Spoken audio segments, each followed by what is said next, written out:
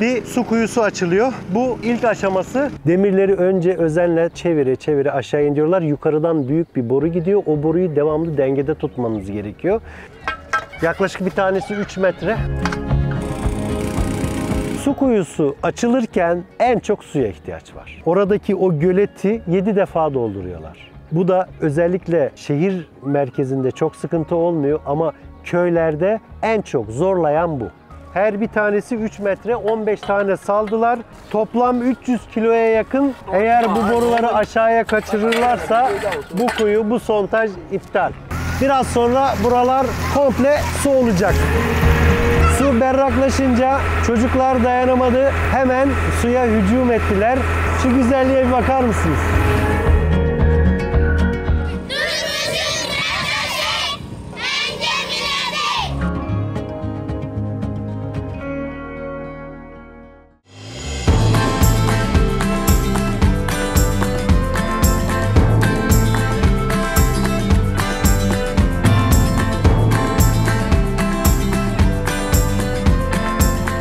Bu geldiğimiz mahalle suya ihtiyacı olan bir mahalle. Burada 4 sınıflı okul var. Burada çocuklara küçük biraz hediye vermeye çalıştık. Selamünaleyküm. Daha su kuyusu çalışmaları başlamadan çocukların gözlerindeki mutluluk şimdiden okunuyor.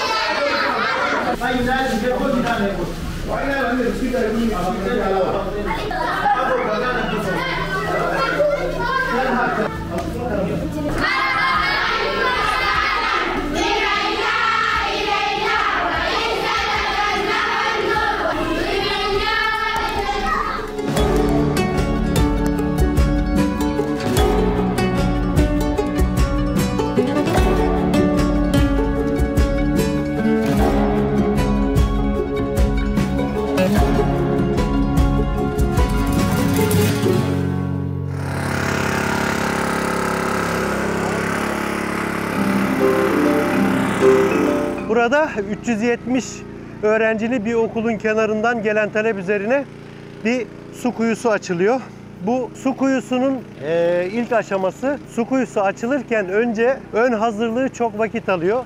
Bunun gibi branda içerisinde küçük havuzlar yapıyorlar. Saldıkları demir aşağıya indikçe suyu pompalıyorlar. Böylece 40 metreye yakın aşağıya doğru iniyorlar. İlk aşamasını bu şekilde göstermiş olduk sizlere.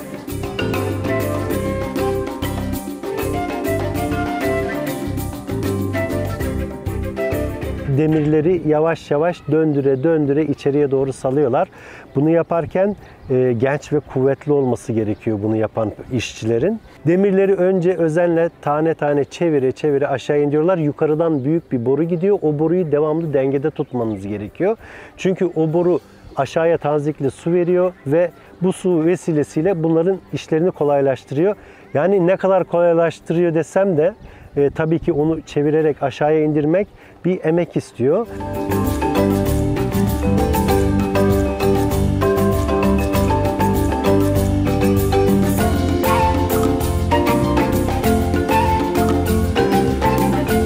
...45 metrelik derinliğe inildiğinde ilk 6 metresini bu tür ızgara şeklinde olan borulardan koyuyorlar ki şu gördüğümüz çamur dışarıda kalsın ve içeriye suyu süzsün.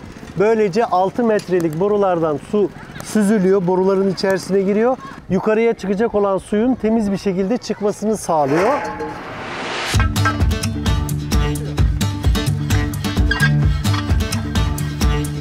Şu an 3. boruyu atıyoruz. Yaklaşık bir tanesi 3 metre. Tamam.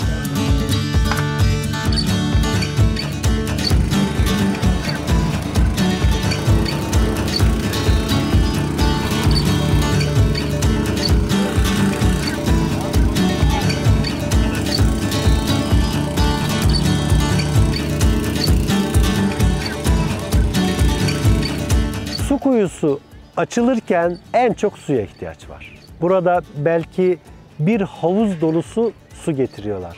Oradaki o göleti 7 defa dolduruyorlar. Bu da özellikle şehir merkezinde çok sıkıntı olmuyor ama köylerde su kuyusu açan insanları en çok zorlayan bu.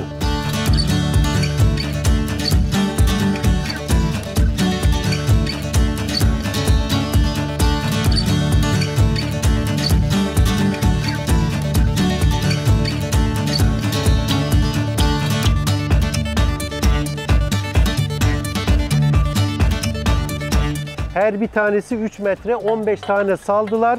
Toplam 300 kiloya yakın teker teker çekiyorlar. Boruları yukarı çıkartacaklar ve plastik boruları aşağıya indirecekler. Eğer bu boruları aşağıya kaçırırlarsa bu kuyu, bu sondaj iptal. Yeni başka bir kuyu açmaları gerekiyor. Onun için çok dikkatli olmaları gerekiyor. Aşağı kaçırmamak için bu çok önemli. Burada eğer bağlamazlarsa bu komple aşağı düşebiliyor çünkü çok ağırlık var üzerinde. Düşünsenize bir tane boru zaten bir ağırlığı var. 15 tane boru zaten yüklü bir ağırlığa geliyor. Bunu yavaş yavaş çekiyorlar. 18 metreye kadar su yok ama 18 metreden sonra aşağıda komple su var. Abakar'a sordum bu delik kapanmıyor mu? Bu çıkacak mavi boruları koyacaksın. Dedi Allah'ın bir mucizesi dedi. Şu ana kadar böyle bir kapanan olmadı dedi.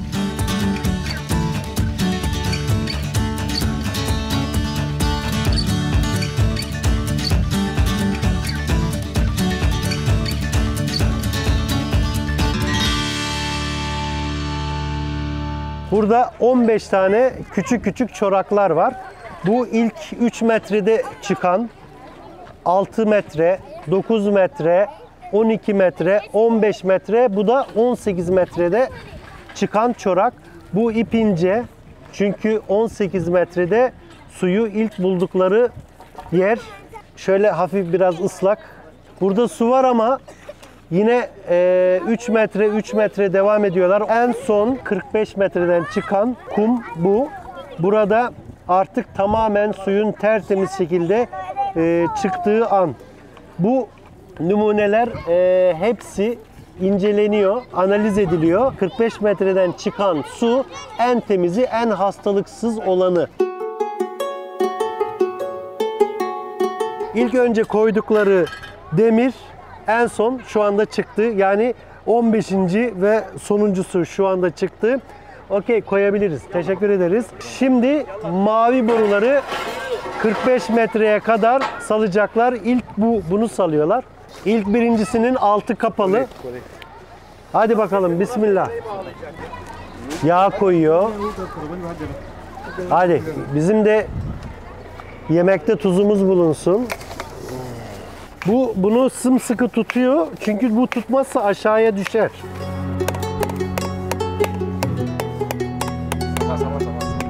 Bundan 15 tane aynı bu şekilde salacaklar. Hepsini teker teker yağlıyorlar. 1 metrelik boruyu koydular. Daha sonra üzerine 3 metrelik filtreyi koydular. Normal bir tane boru koydular ve şimdi ikinci şu kenarları delik görebiliyorsanız ikinci filtreyi koyuyorlar ki çorak borunun içerisine girmesin, temiz su çıksın diye. Bundan sonra normal borularla zaten devam edilecek.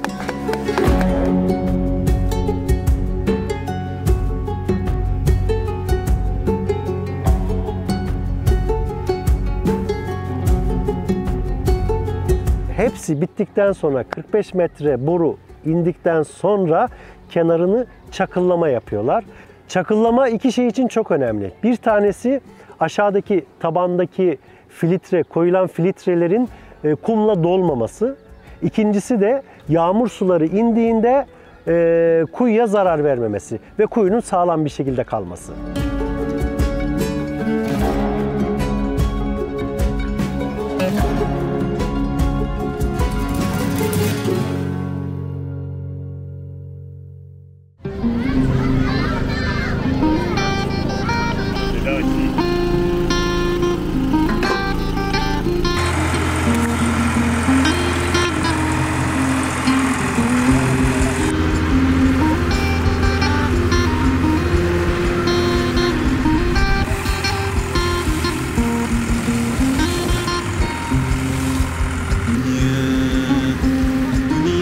شقاوة فيها الدنيا.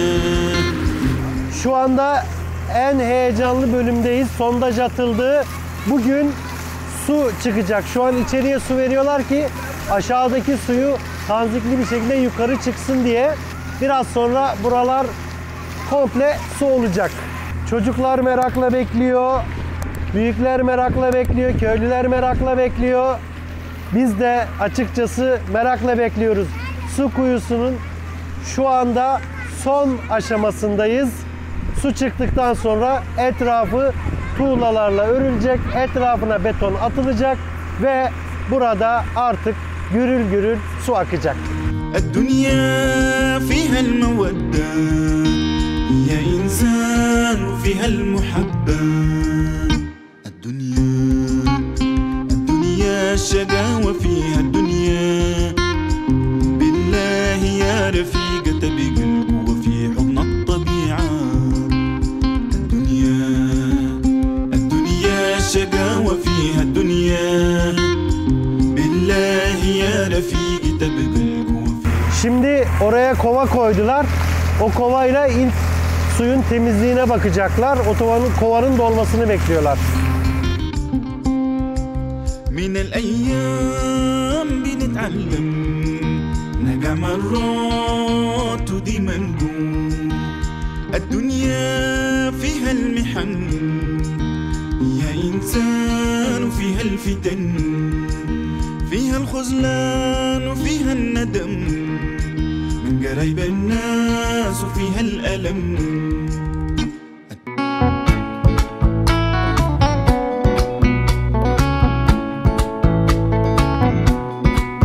عانينا كتير من هذا الفساد. عذابنا يزيد من الاستغلال. عانينا كتير من هذا الفساد. عذابنا يزيد من الاستغلال. لازم ثورات في أفريقيا اليوم. لازم ثورات في أفريقيا اليوم. لازم ثورات في أفريقيا اليوم.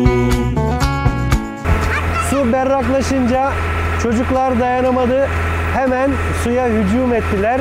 Şu anda bu su içilebilir halde, tamamen berrak, temiz, nezih bir su. Yani ben de o kadar mutlu oldum, o kadar heyecanlandım ki onlar kadar inanın ben de sevindim. Şu güzelliğe bir bakar mısınız? تعبنا خلاص من هذه الفتن. لازم نبني أفريقيا اليوم. لازم نبني أفريقيا اليوم. لازم نبني أفريقيا اليوم.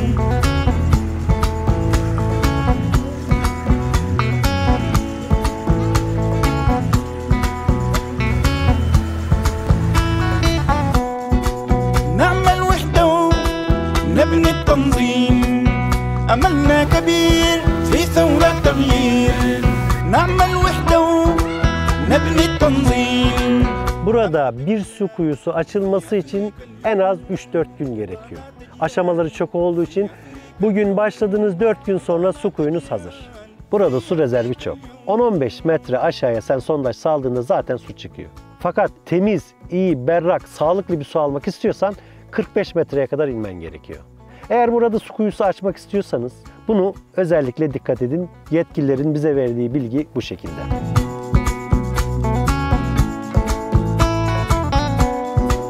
لازم ثورات في أفريقيا اليوم.